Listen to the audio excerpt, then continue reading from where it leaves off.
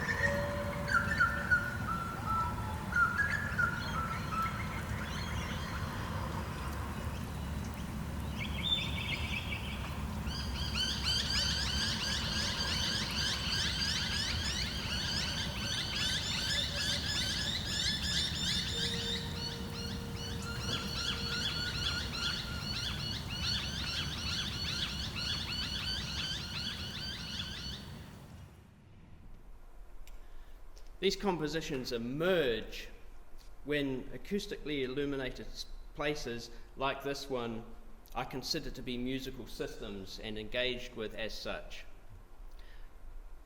The next excerpt is from the bunker at Middle Head.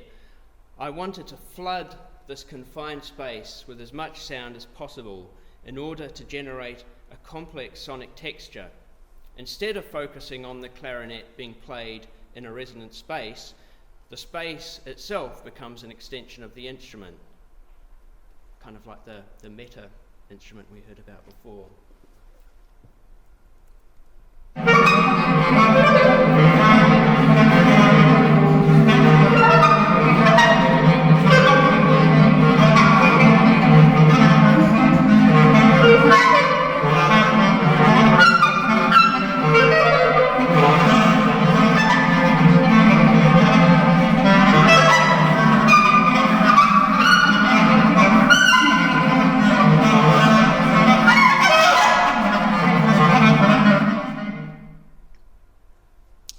This is one way in which the continuum between the referential and the abstract can be identified in my work. Soundscape composer Francisco Lopez identifies a major divide between composers who use environmental sound. There are those who adopt a referential, even an agenda-driven position, and those who, in the tradition of musique concrète, abstract environmental sounds in a way that excludes reference to their environment. From the position of ecological concern, composer and bioacoustician Bernie Krause draws attention to the precariousness of wild locations. Many of the soundscapes Krause has recorded during the past 40 years, along with their concomitant ecosystems, no longer exist due to human activity, and in particular to noise pollution. By contrast, electroacoustic composers working in the tradition of musique concrète use environmental sound for its spectral potential when they extract the objet sonore or sound object from it. Lopez describes his album Wind, Patagonia as an extreme phenomenological immersion led by anti-rationality and anti-purposefulness, a tour de force of profound listening in which every listener has to face his or her own freedom and thus create. Although his position is closer to the abstract, Lopez insists that the musicality and the integrity of a soundscape composition is not necessarily compromised by either its referential agenda or by its potential for abstraction. Composer Barry Truax refines this position in his book, Acoustic Communication, by arguing that it is in this very space between the referential and the abstract that soundscape composition can be explored most fully. Soundscape composition can never be completely referential because it has to be presented outside its original context. Likewise, it can never be completely abstract without losing its defining environmental quality. In the next excerpt, I foregrounded a trickle of water running off the hillside. The clarinet playing is mimetic when spit in the mouthpiece combined with circular breathing allows it to become woven into the sustained and jittery texture of the trickling water.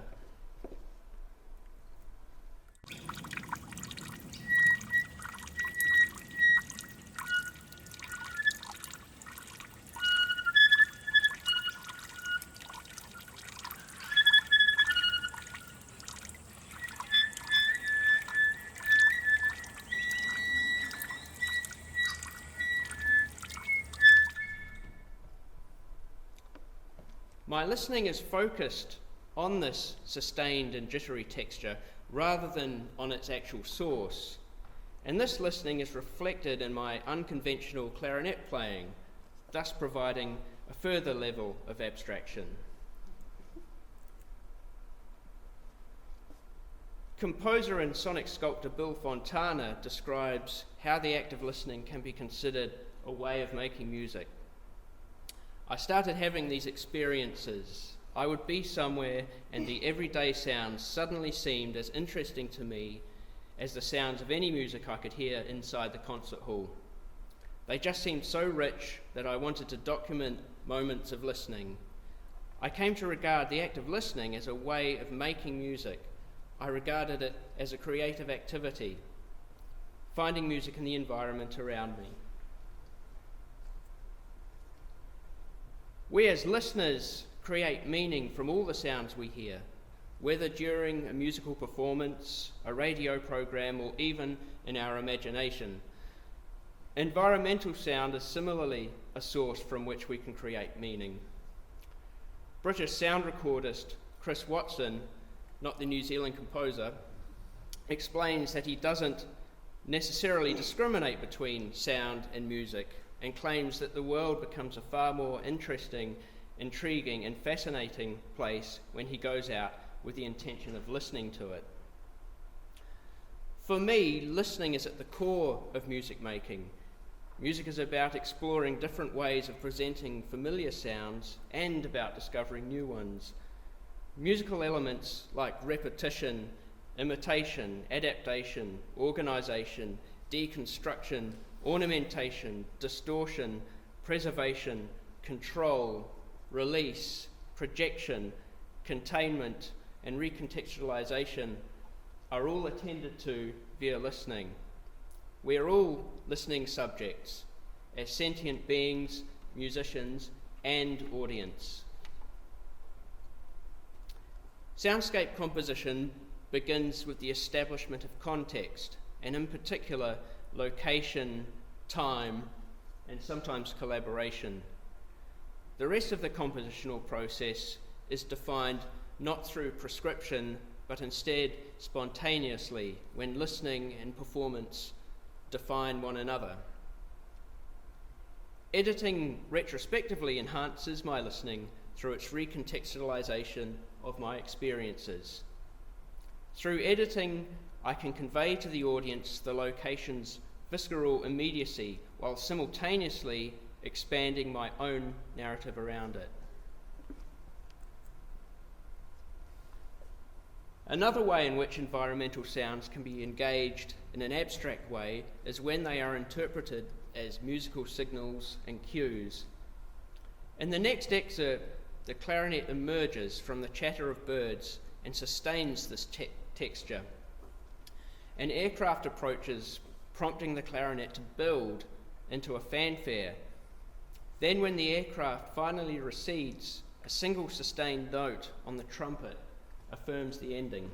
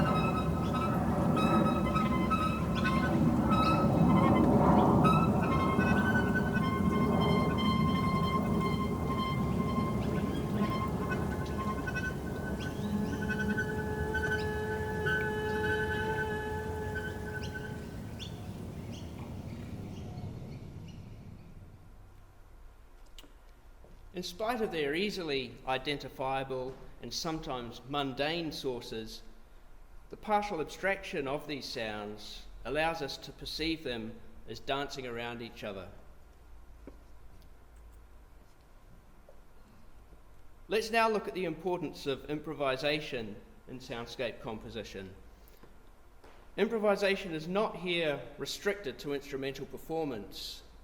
On the contrary, it permeates the entire creative process and in particular through the composer's physiological, emotional and acoustic responses to the location when using the microphone. Musician Derek Bailey had this to say about improvisation. In all its roles and appearances, improvisation can be considered as a celebration of the moment.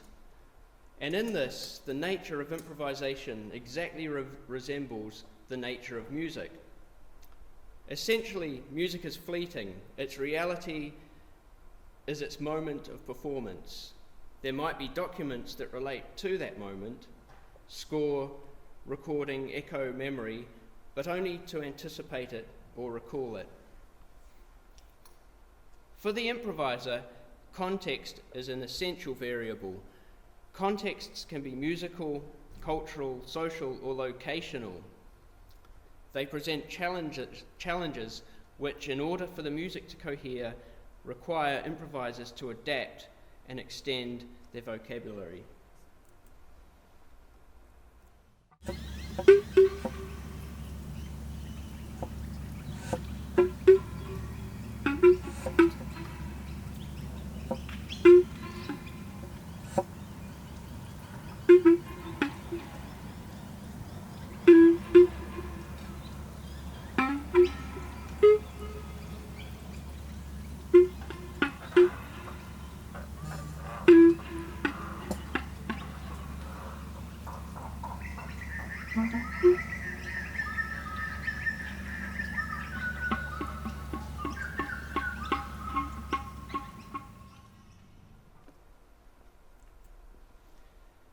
In my work, I do not recognize a separation between composition and performance. Acoustically illuminated spaces, that is, soundscapes, are understood as dynamic, spontaneous, and unpredictable musical systems.